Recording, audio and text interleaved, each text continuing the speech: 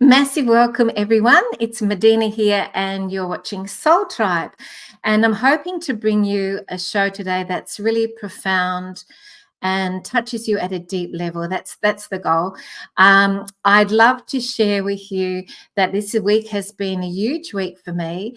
And, in life we have, our good times, and then we have our challenges and the things that we're working with. And for me this week, it's been incredibly sort of poignant because my dearest long-term friend actually passed on the Wednesday night from a brain tumor. I'm going to show you a photo of her, but the reason I'm bringing this up is that a lot of people are experiencing similar things where they're having people that they know of who have passed. There's a lot of transitioning happening on the planet at the moment, and I know that you know what I'm talking about here. And so I think it's really important to cover the topic of how we look at death, how we look at this whole process. And, there's such a fear of death in our society and in the Western culture. And to be able to look at it in a way that is much more beneficial for our souls, that is, I think, more true than the way that we currently look at it. And we have an incredibly special guest. But I'd like to just share with you a picture of my beautiful friend, because I would like to actually dedicate this show to her today. And I've got a picture up here that I'm wanting to share. There, her name is Leanne Barker. Beautiful soul. She was incredibly angelic, and every time she met someone, people would fall in love with her because she just emanated divine, unconditional love everywhere she went. She didn't have a mean, tiniest cell in her body. She was just pure and angelic, divine love, and she was the best friend I could possibly ever have.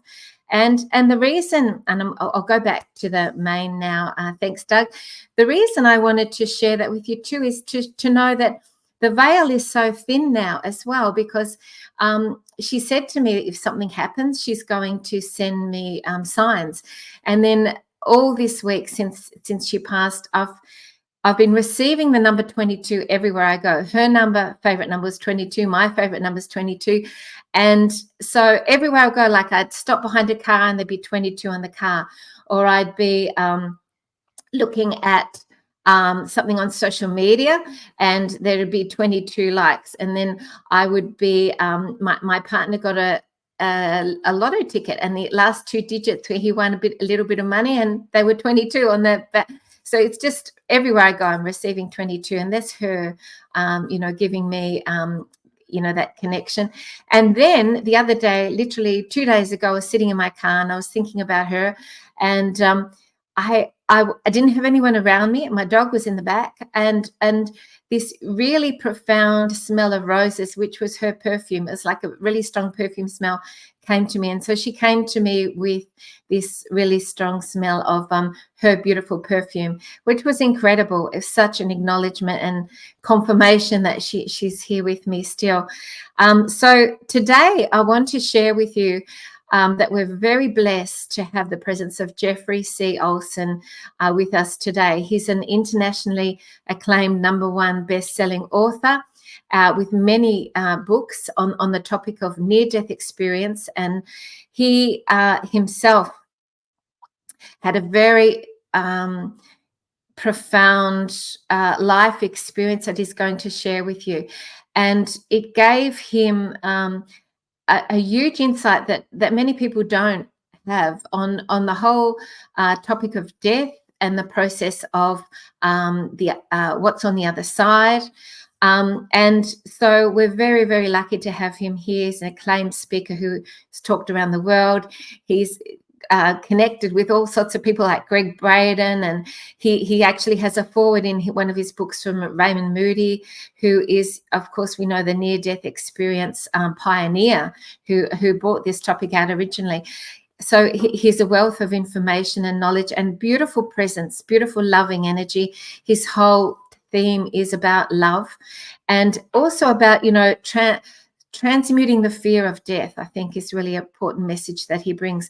And one last thing I'd love to share with you before I bring him in, which was when I interviewed him for the first time 4 years ago. I just had a brand new channel and I hardly had anyone on my YouTube channel. And he was very kind to come and do an interview. And it really inspired me to keep going, which has actually meant that I've been able to continue. I've got about 528 videos on my YouTube channel now.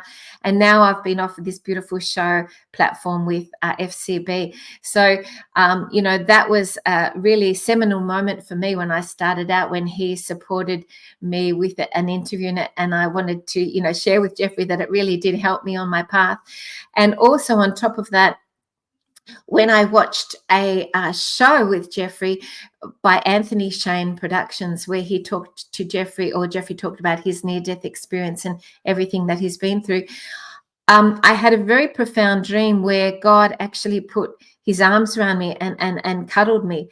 And this was interesting because it was also something that Jeffery had shared that had happened to him, where he'd felt, God's presence in his arms around him. So that happened to me, and I thought, well, this is a really clear message from Spirit and from the divine to connect with Jeffery. I feel like Jeffery is a messenger from the divine with a beautiful, profound spiritual message to share with humanity at the moment. And so on that note, I'd love to welcome Jeffery C Olsen, and I'm so thrilled to have you here.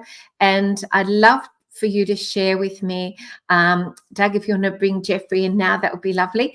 I'd love for you to share with me, Jeffery, your whole experience of, your lifetime to this point, and then we can talk later about the last 4 years since I interviewed you last. But it's so wonderful to have you here. Thank you. Oh, Medyhne, it's my pleasure. It's my honor to be on the show. It's so good to see you again, and you. Wow. Keep doing what you're doing. If I inspired you in any way to bring death to the forefront, and to work with those who are grieving or who may have fears about death, but it's just so good to be with you. And I can't wait to catch up. And it's true what you said. I had a near-death experience, an out-of-body experience, a mystical experience. There's so many terms, but it was based in the tragedy of an automobile accident. My whole family, me, my beloved wife, our 2 children, were in a car, and we'd been down to southern Utah to see all the beautiful red rock formations and the arches and to visit family. And we were coming home from that when we had a horrific automobile accident. And there was reports of crosswinds. There was reports of a red truck, that was driving erratically on the interstate. One of the most difficult parts of the story to share is I believe I may have just dozed off at the wheel, just slightly. I don't know exactly what happened, but I know I swerved to the right. I overcorrected to the left, and in overcorrecting, I lost control of the car, and the car began to roll, not off the road, but down the hard concrete. It was a horrific accident. I blacked out for the actual crash. But when the car came to a stop, I was completely conscious. And the first thing I heard was my 7-year-old son, my oldest son. He was 7 years old at the time. He was crying hysterically in the back seat. And as a father, I thought, I've got to get to my boy. I've got to get to my son. And that's when I realized I could not move. I was pinned either to the floorboard, the seat, I couldn't tell. There was the rancid smell of gasoline, the broken glass. And I was unaware of my injuries, what had actually happened. I was in intense pain. I was struggling to breathe. But what had happened is both of my legs had been crushed.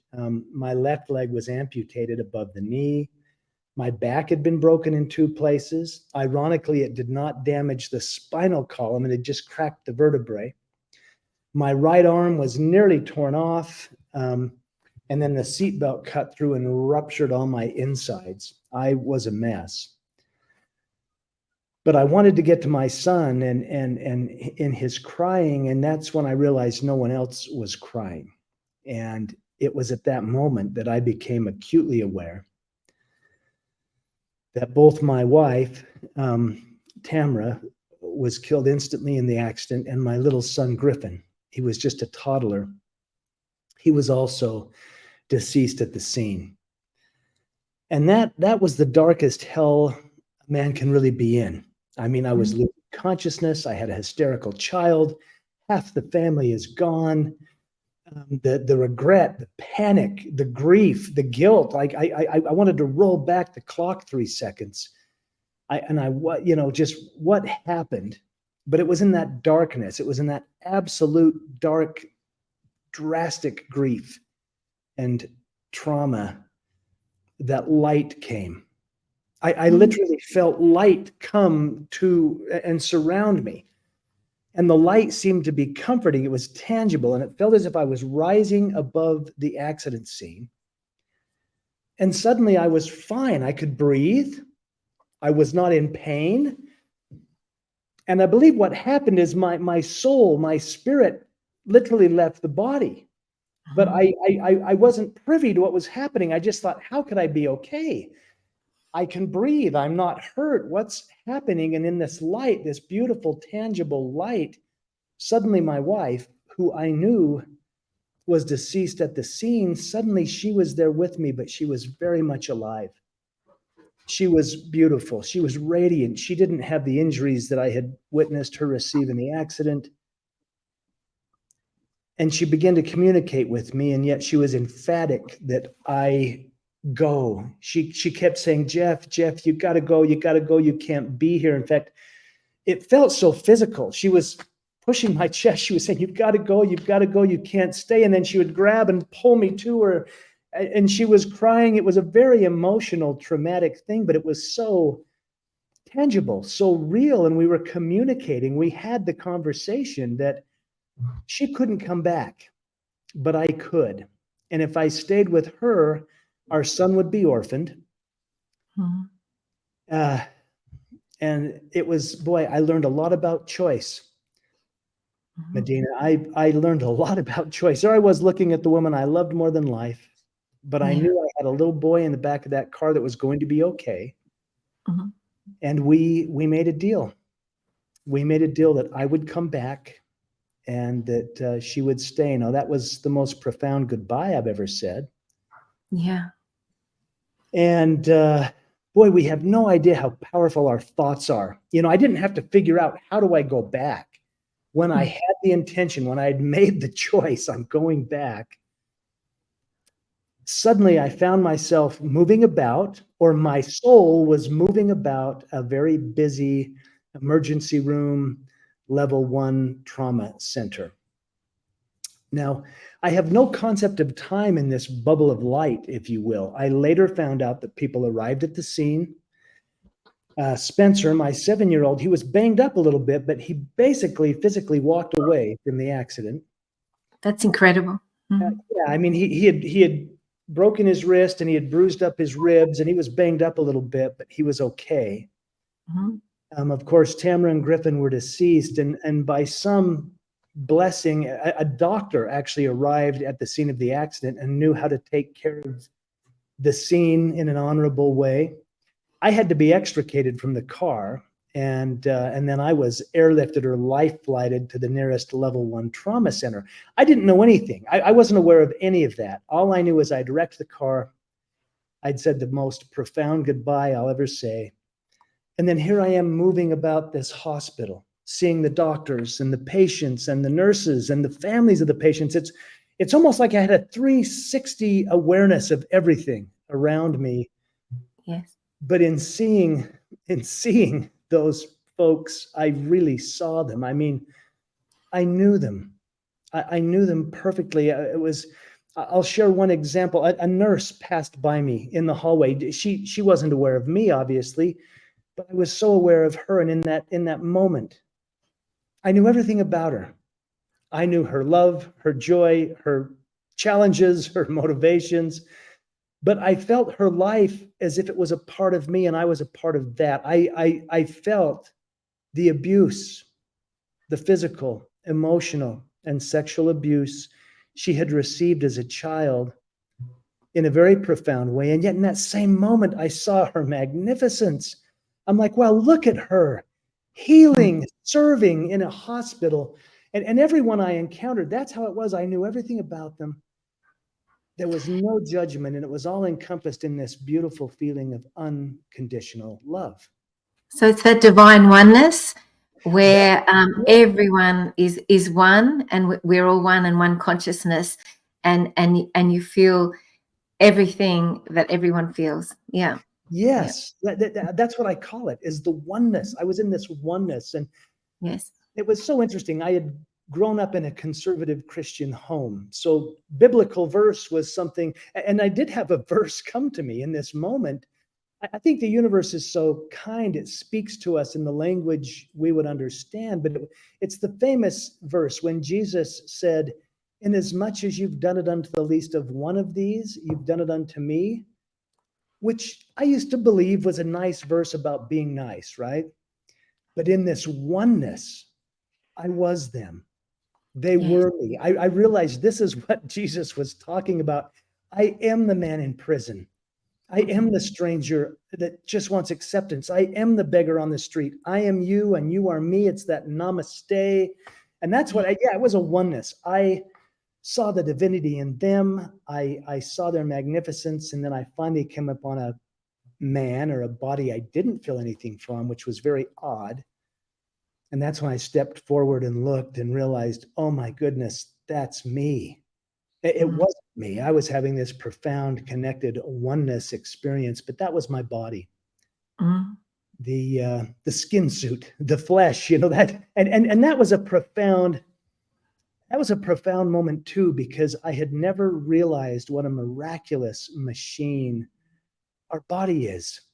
I was out of the body, but I thought, wow, I never had to remind my eyes to see or tell my heart to beat or tell my lungs to breathe. My body, I realized in that moment I had taken my body for granted my whole life. I had never given a second thought to what a magnificent gift. In fact, I realized, wow, our body is a temple. It's where our divine... That was my word. I was going to, because I that's my favorite word. I grew up in Templestowe. Yes. and I love the word temple. And the very first word my son said when he was little was Gadish. And I'm thinking, what's this word mean? And he'd say it with passion. And then I was watching the movie Jesus of Nazareth, and they said in the Aramaic language, and now Jesus walks into the Gadish. And so his first word that he said for a long time was temple.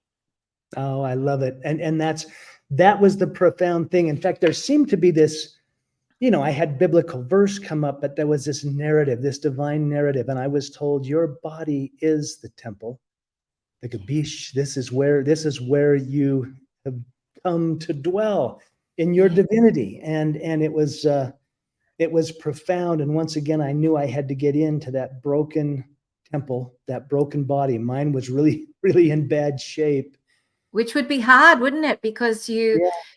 you would be questioning, I guess, on some level, whether that was the right choice, do you think, because of the physical level or extent of the injuries that you had? Oh, yes. I mean, and again, the power of our thoughts. Once I decided I'm going in, then back in the body, and it felt like a lead suit, very heavy, yes, very dense, and all the grief, all the trauma, all the guilt, all the regret, everything came back in such a powerful way. And I was ventilated. They had a big tube down my throat doing the breathing for my lungs. My right arm was immobile. My legs were obviously immobile, and they eventually tied down my left hand because I kept reaching at all the medical equipment. And I just had to lay there and be still. And I would go in and out of consciousness. I was in the hospital for almost 6 months. wow. There was 18 surgeries in all, patching me back together. They didn't think you were going to make it, did they, at all? No, not at first. They did not think that at first. There's an interesting insight to this whole experience, and that is when I was life flighted to the trauma center, one of the doctors and one of the nurses, and the doctor's become a very good friend of mine. His name is Dr. Jeff O'Driscoll. They experienced my wife's soul in the operating room as they worked on me. Jeff has written a book about this, Dr. Jeff. It's called Not Yet. But there they were working on me, and he was the attending physician. He wasn't focused on my body, or he may not have had the experience, but as he oversaw, I think it was a staff of 5 surgeons working on me, attempting to save my life, he said he saw this glorious female soul in the operating room, and he was aware that must be his wife, and she communicated with him. Now, when we finally had this conversation, he came to see me after it had been months. When I was finally well enough to have a visit, he came and shared this with me, and I hadn't told anybody about my experience except my very close, my mother and my brother were the only ones that knew. But when he told me that, I said, what did she say? What was she communicating? And he said she was simply sharing her gratitude for all we were doing to save your life. Oh. And I said, of course she was. And he didn't know that we'd made this deal. He didn't know that I'd told her, okay, I'll go back and raise our boy. But we became dear friends, and I was in a safe place that I could share that with him. And it was interesting because as a physician, I thought, well, if I'm crazy, he'll take me to the psychiatric ward and get me the help I need. But I knew I wasn't crazy. It was so real. In fact, that became real. This became the cloudy dream. Yeah. Yes. And that's sometimes like dreams, when you have really powerful dreams and it seems more real than this day-to-day life existence. Yeah. Yes. And you had a very amazing experience with your son Griffin, who passed. That was incredibly touching. Yeah, I'll share that briefly. That I still get emotional. When I talk about that, I still get emotional. This was at the end of my hospital stay. Yeah. And it's probably worth noting that the 2 profound out-of-body or near-death experiences were at the accident scene before I'd been put on morphine and all the narcotics. And at the end of my hospital stay, when I was off of all of those narcotics, I was actually in the rehabilitation wing. And it was just weeks before I was going home. Yeah. And I fell into a deep, peaceful sleep. And it's interesting. They had finally stabilized my abdominal wounds, and I was able to lay on my side. In fact, I had laid so long on my back, all the hair, the back of my head was bald. I'd laid so long on the back of my head. But I rolled on my side, and I fell into a deep, peaceful sleep, and that light came again. Just like at the accident, this beautiful light came, surrounded me. I had grieved so miserably. I mean, the heartbreak of my little boy, and I'll share details just because it's you and it's our second meeting, but he had been ejected from the car. His car seat had broken apart. And that had haunted me. And in this deep sleep with the light, and I felt I was rising above the hospital bed, and the light dispensed. It went away, and I was in the most gorgeous, beautiful place. And I began to run. And it was so physical. It was more physical than anything I've experienced here. I could feel the energy of the ground under my feet. I could feel the intelligence in my thighs and calves and toes, and I had both feet. I was running, you know. And you were very athletic too, weren't you? Like in Yeah. university, you're a bit of a sports star, so you love the physical side of things. Yeah, I was not a star, but I was on the team. I played football and I was on the team. And but I was running, and I was whole, and I was so joyful. And people say heaven. The only word that comes close to what I was experiencing is it felt as if I was home. I was home. It was so welcoming, and I was so joyful. And then I got the message, or I had the knowing that I wasn't there to stay. And there was like this corridor off to my left, and I knew intuitively I'm to go this way. And I began working my way down the corridor. And at the end of the corridor was a crib. And my Griffin, as a toddler, had still been sleeping in a crib. And so I raced to the crib, and there he was. He was sleeping beautifully in this crib. And I swept him up. Have you ever picked up a sleeping child? Yeah. The weight and the heat, you know, and the smell. And the smell. Yes, I held him, and he was solid against me. I began weeping. Yes. Actually, the smell, it's very interesting, is the most connected sense to our emotions. It's the most closely connected. So we get the most powerful emotional response through smell, which was interesting because Leanne came to me with her perfume as well, which was a smell. Perfume. And that's the same thing I intuitively did. I didn't know that. Thank you for that. But as I held him and I started weeping, and I thought, how can this be? Is this really him? And I leaned over and I smelled his hair. And I don't know if you've ever smelled the hair of it was my boy. I'm like, it's him. It's him. And as I held him weeping, I felt this powerful, overwhelming presence behind me. Something so cosmic and so big and so powerful. And yet, because of my upbringing, I felt guilt. I thought that's God.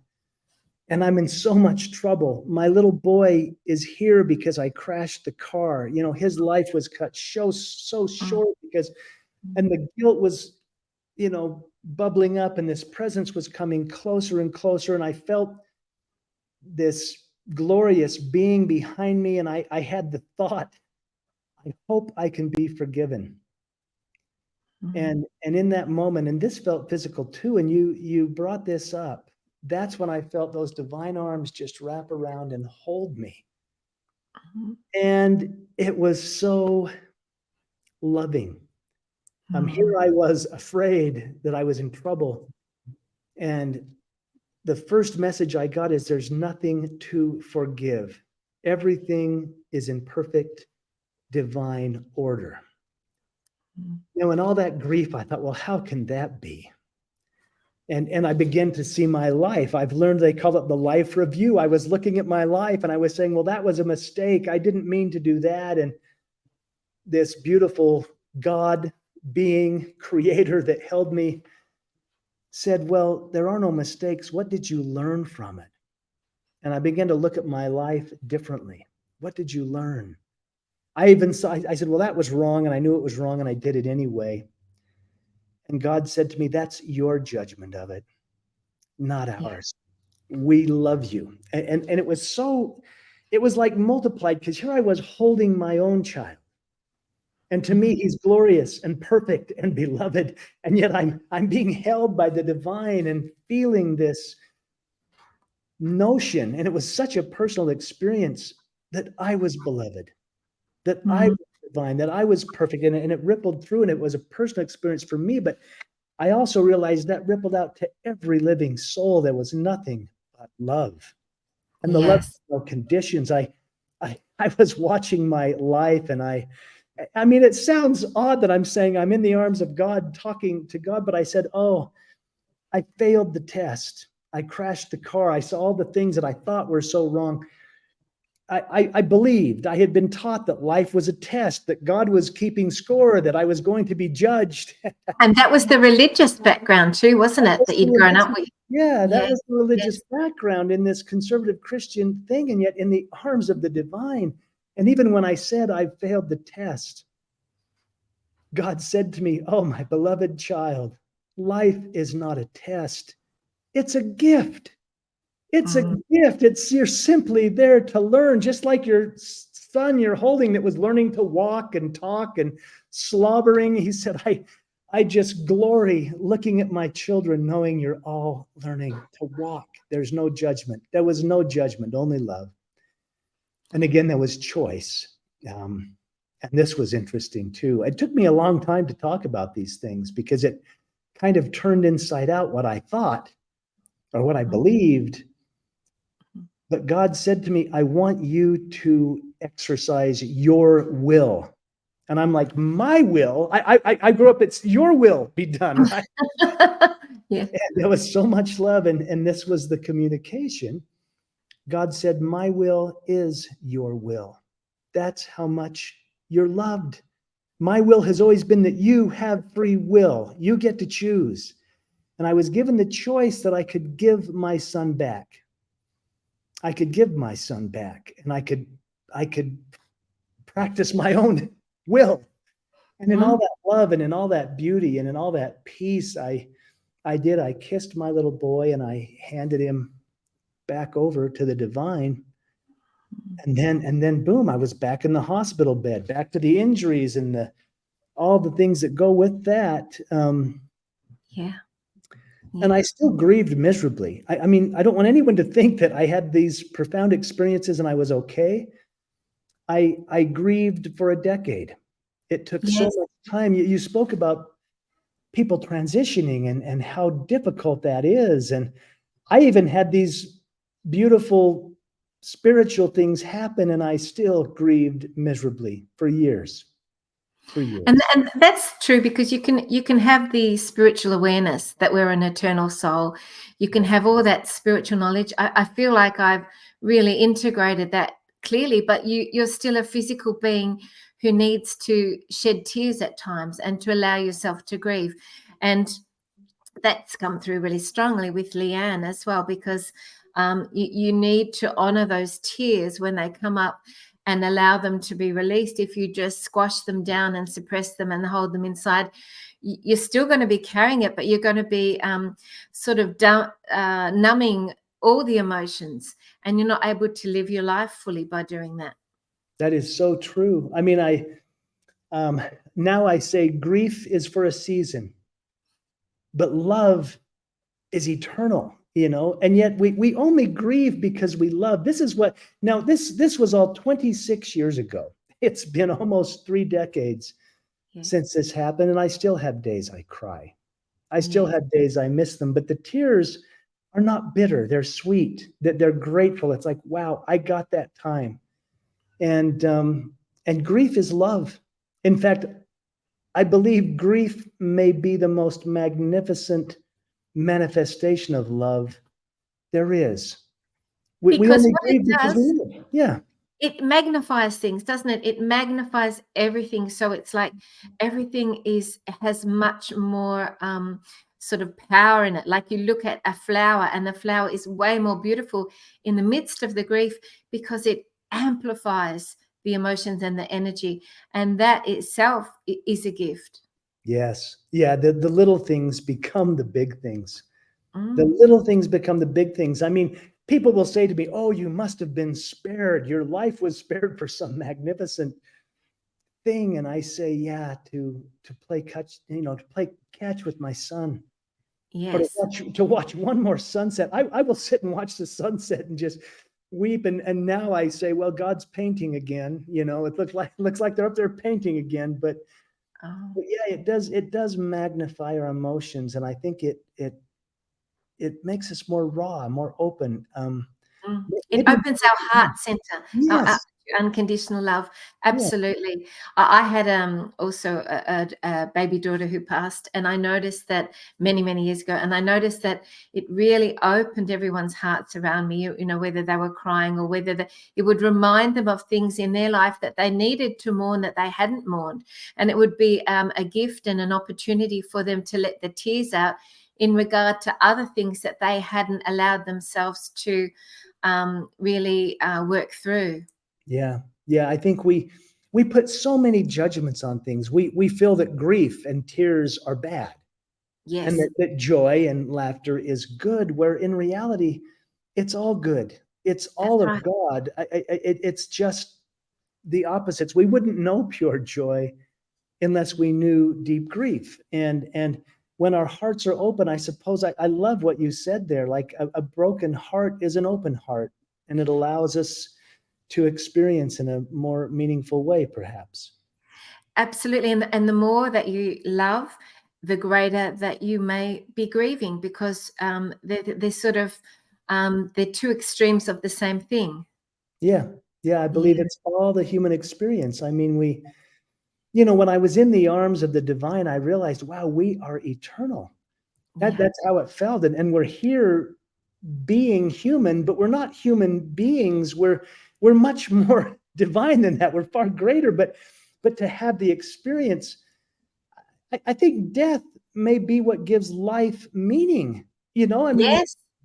perhaps if we didn't come into this illusion, this facade of life and death being the end, and maybe life wouldn't mean so much, and yet it becomes more valuable because perhaps this iteration as we know it comes to an end. So let's enjoy it. You know, let's And make the embrace most all. of it.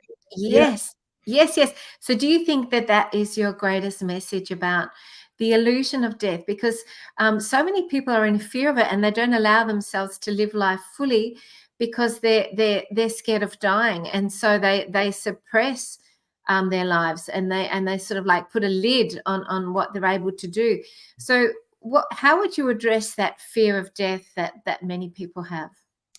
You know, I was speaking to a dear friend of mine. This was just a couple days ago, and it was a beautiful day. We were sitting outside under a big spruce tree, and he's a very wise. He's younger than me, but he's a very wise guru, I call him. He said we must stop putting judgments on death. He said life is spirit being manifested as matter, and he said death is simply matter being manifested as spirit. Ah, I And, love that. and you know, I mean, our death could be actually a birth into a higher realm, into a new awakening without the end of existence. It's sad for us when they go. Those of Mm, us who are left here. My yes. my son, my little 7-year-old at the time of the accident, he's now a full-grown man. He's 33 years old. He's married. Oh, And yeah, they just announced they're expecting a child. I may be a grandfather. I may oh, live how long enough to beautiful. be a grand- Congratulations. How beautiful. Yeah, and you know, he was a little boy. He didn't have a near-death experience. He didn't have an out-of-body experience. He lost his mother. He Mm, lost his little brother. He lost his father in many ways. I was never going to be the same. And you know, he came to me as a young man and said, "I don't get it, Dad. Like you talk about these profound experiences." And he said, "I never had anything." You know, he said, "Either you're deceived in some crazy way, or maybe you're making it up, or if there is this higher power, if there is this divine creator, it doesn't care about me." He said, "I was a little boy. I begged night after night just to feel my mom, just to see her, just to have one more kiss on my head." And he said, "I got nothing." I mean, it was a very poignant conversation. mm, And you know, he has grown into such a magnificent man. He still says, I beat my knuckles bloody on this thing you call prayer, but the door never opened. But he and I have just written what we thought was a children's book for that very reason. He said, you know, you had these profound experiences, and I believe that's the only thing that got me through. Otherwise, I don't know where I'd be. Wow. He didn't have those. But he's written this beautiful book. We collaborated on it. Some guys fish, some guys work on cars or golf. We wrote a book together, but it's beautiful. He wrote it from that wounded 7-year-old perspective, and the book is called Where Are You? That is so beautiful. I'd love to share an image of that here, actually. If I can, I'll just bring it up on the screen. So this is, you've written quite a few books as well, and this is on your website. And I'm just going to copy the link. Or it maybe Doug can bring it up on the screen as well. I'm just going to bring it up here. And these books are amazing. I have my own copy here of Knowing, Yes. that Jeffrey sent me, which is the most beautiful book. In fact, FCB, in his talk yesterday on Rapid Fire, he mentioned many times a knowing. And I thought that was very synchronistic because your book is called Knowing. But I'm just going to share this on the screen now. Bringing it up just 1 minute. Here we are. It's always tricky to work out all this technology. Okay, so here we are on the screen. We've got this is the book you're talking about by Spencer and Jeffery C Olsen, A Father and Son's Healing Journey, and it's been a #1 bestseller, international bestseller. Yeah, we had no idea. We did it. It was a healing journey, really, for he and I. But when it was released, we found it wasn't a children's book. It was embraced by everyone. I think it's a really lovely book for anybody who misses somebody. Oh, that's lovely. That's beautiful. And then this is the Knowing book that you wrote. That was your first book that you wrote? No, actually, I Knew Their Hearts was the first. Oh, okay. If you put down, I Knew Their Hearts was the first, and I never wanted to write a book. Medyhne, I wasn't going to talk about this. It was very personal. A publisher approached me, and I got a message from Spirit that if I would share my experience, other people would heal. And I thought, oh, well, if it's not about me, and that wasn't until 10 years after the accident. I had fallen in love again. I had remarried, but I Knew Their Hearts was the first. And then Beyond Mile Marker 80 was the next. Yeah. And then Knowing is a compilation of those. The beautiful thing about Knowing is it's a compilation of the first 2 books, but with deeper insights and extended chapters right up to Spencer, my son's marriage. So it's very beautiful. And then you have some more books there as well on your website. Life to Afterlife, Helping Parents Heal. The book. Yeah, this is an international organization that I do work for, and I contributed to this book. But this is for parents who have had children pass, and they do lovely work. The founder and chairman is Elizabeth Besson, and she's got a fabulous staff, and they do events. In fact, we'll be gathering in Arizona next year for a massive conference on grief, but more on healing from grief than yes. Yeah. Absolutely. Well, I would love to potentially explore the opportunity of doing a workshop with you, Jeffery, if you're interested. For anyone who has lost someone recently or would like to go through a process of working through that grief with a beautiful workshop run by you. So if anyone would like to be involved in that, please contact me via my website and register, and we'll explore, see how much interest there is. And I just feel that there's such a need for that at the moment, because there is a real transitioning that has been foretold for this time, for many people at this time crossing over. And maybe they don't want to, many of them don't want to experience what's ahead with the ascension or whatever, or they're just on a different trajectory. Metaphysically, you know, there's reasons for this, but I know many people are experiencing this at the moment. And so I'd like to be able to potentially offer a beautiful workshop with you if you'd like to be on board with that. So if anyone's interested, please let me know. Contact me at my website, medyhne.com, and then we can explore that. So Jeffrey, I'd love to ask you now what you have been doing in the last 4 years since we last spoke, because when we spoke, it was a sort of a third of the way into 2019. And then after that, of course, we get the pandemic and all this sort of stuff for the last 4 years. So that's another layer of complication on everything. So how have you been going the last 4 years? What have you been doing? I would like to share a very beautiful image that I got from your website here, which is a picture of you doing a love march. How gorgeous is that? I love this, a love march. And everyone has a sign saying love wins, I am love. Yes. Salt Lake City, Utah, no protests, no conflicts, no riots, just love. I love that. So Yeah, cool. this was beautiful. This I didn't organize this. A dear friend of mine put this together, and when he told me what I was doing, I said, I am all in. You know, there was so many protesters, demonstrations, and there was so much division in the United States here during the pandemic and with all that led up to it. And so, yeah, we did a march in Salt Lake City, and this group of people, there was more than just here in the photo.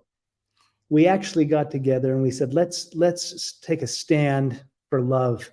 Let's make love the pandemic. What if we could start a virus of love where we put aside our differences, we put aside the things that divide us, and we literally come together as divine souls being human and bring a little more divinity into our humanness. And so we marched into town and we handed out hugs, and we created a day where there was peace and connection and unity rather than all the division and all the problems that were going on with that. I love that. I love that. And I know that you've had a whole lot of training in different areas, like shamanic training and all sorts of things. What's your message for the world at the moment in terms of everything that's going on? Obviously love, but you know, what with all your knowledge and your learning of everything you've done subsequent to, you know, this experience you've just shared with us, what can you share with humanity at the moment that you think that can make a difference? Wow, there's so much to share, and it is love in the end. But I'll tell you, the most challenging thing for me was to love myself. You know, I could see the divinity in others, but to look in the mirror and see it within myself, to the extent that I was willing to share my experience, or that I was willing to go hug strangers, or that I was willing to cry a message of love in the midst of so many other messages. But I think being you, I mean, literally being the contribution, you know, there's a whole big world out there. In fact, there's a whole big universe out there. And une means one, and verse means song. There's a universe, there's one song. And only you, and I love what you're doing, Medyhne. I mean, only you can carry the note, can carry the tone, can carry that vibration that you carry. And that's true of every single soul. And it doesn't have to be big things. I have recently, gosh, I've kind of become a recluse. I've backed off. I'm not doing a lot socially. I'm not on social media. I've focused on family. My son and I, he and his wife bought a horse. We've been working with a horse, which has been how beautiful. Very therapeutic. And yet the little things are the big things. Do something. This is the message. Do something every day that serves the highest good of someone else. And you'll find you're doing nothing but elevating yourself I mean, when I'm having a bad day, if I can just go do some random act of kindness, I feel better, the recipient feels better, and it creates love in the world. And I believe if we all did that, if we just put down our differences and looked into each other's eyes, the eyes are the window to the soul, we'd realize we all want the same things. Yes, We all absolutely. want And the same I, things. I must say too, that's a goal of mine. It's an unconscious and a conscious goal to every day do one thing to support and serve someone else. And what usually happens is it ends up being way more than one thing. When you have a goal of one thing, it always sort of multiplies. But that's my goal every day as well, and has been for quite a few years. So that is beautiful. And it also gets the focus off yourself. So, you know, whatever you're going through and experiencing that may be challenging, it allows you to step out of that and just focus on other things beyond yourself, which gets you out of the funk anyway, for whatever you're going through that's challenging. It does. It's an interesting exercise, because people will say, well, I wish I could be held by God. I wish I could have that communication. And we can. Here's an exercise. This is a simple exercise. Get into a quiet place and just sit and be still. And you can ask it out loud. You can whisper it in your heart. But if you just say, just like you shared, Medyhne, if you just said, what can I do for someone else today? And I promise you, immediately, someone will come to mind. I mean, someone's face will come into your consciousness. Some idea will come into your stream of thinking. And it might even be, gosh, I need to call mom. I haven't called my mother all the way. I mean, it might be that simple. But when you open your heart and ask, and whatever idea you get, whatever idea comes, do that. Do that.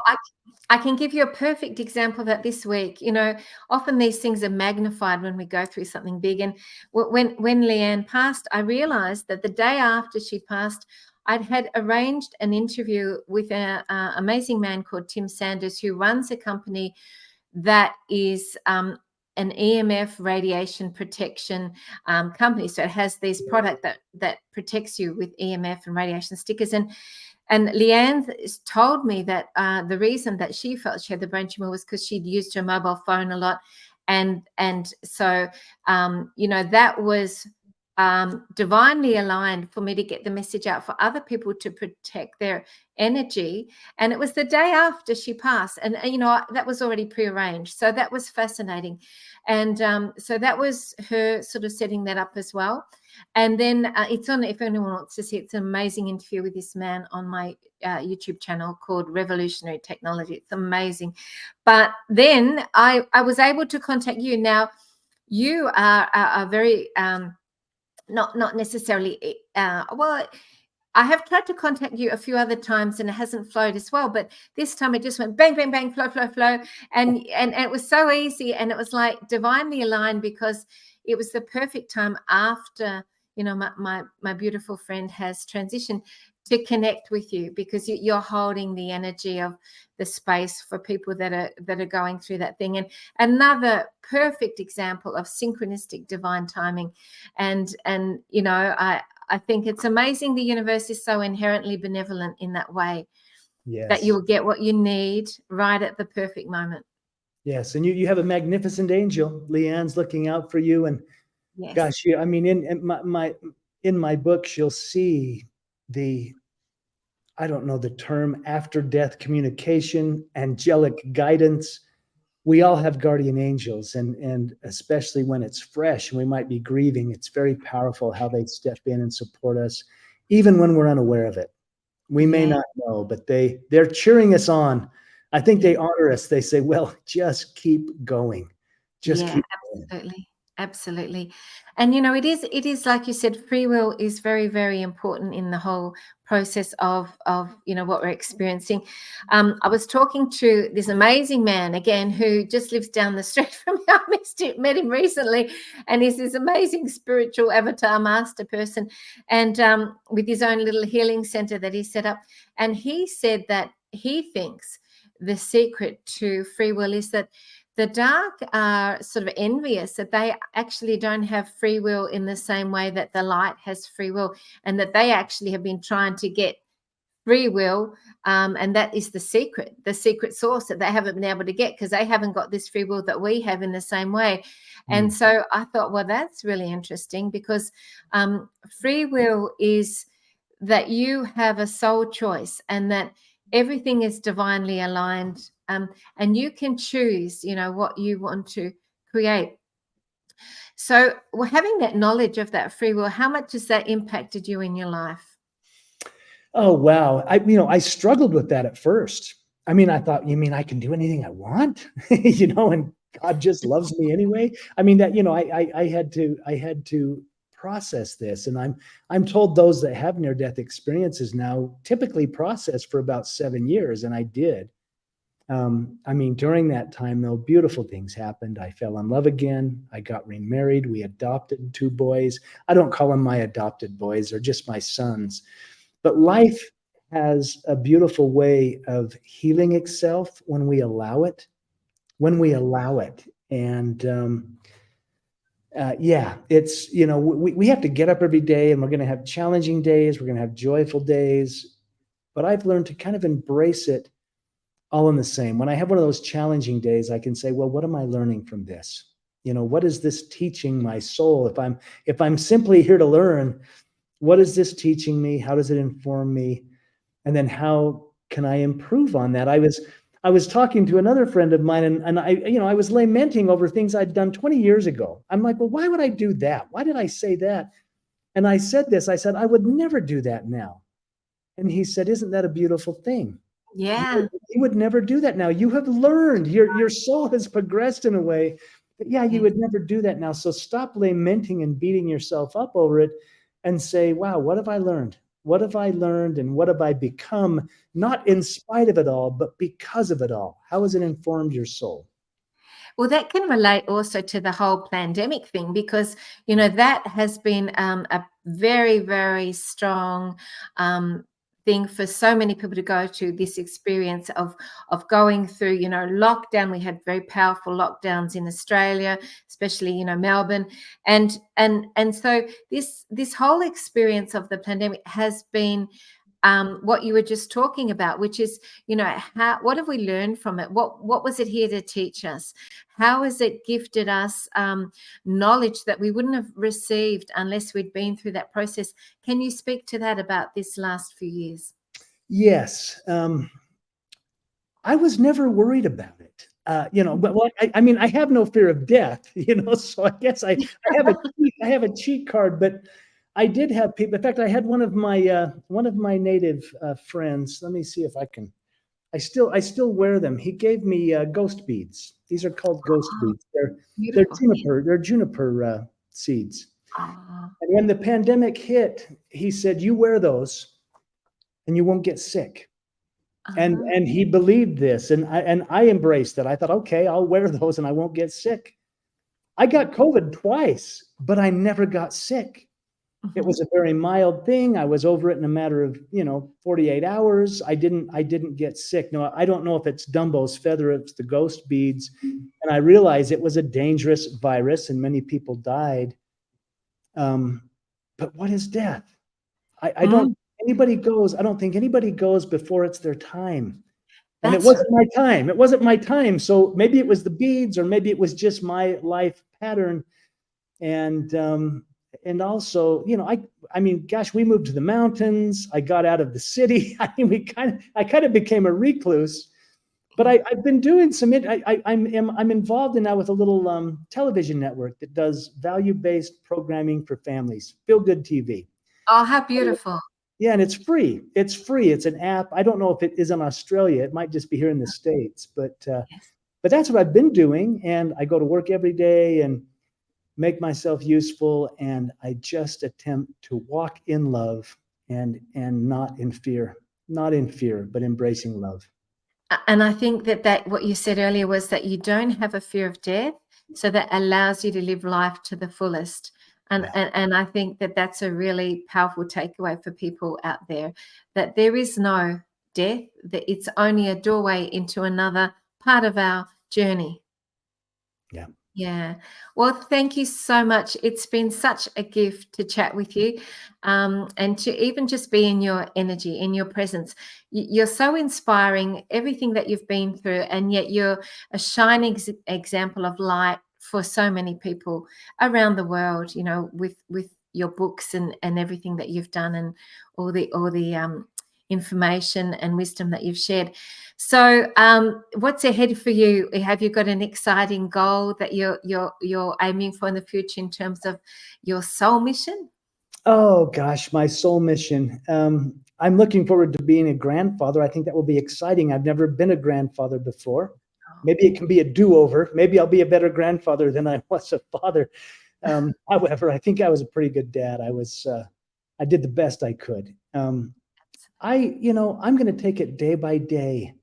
Yeah, I've put goals aside and I've decided to be open to all the possibilities and yeah, embrace those things that come in my path in the moment as a blessing and a gift.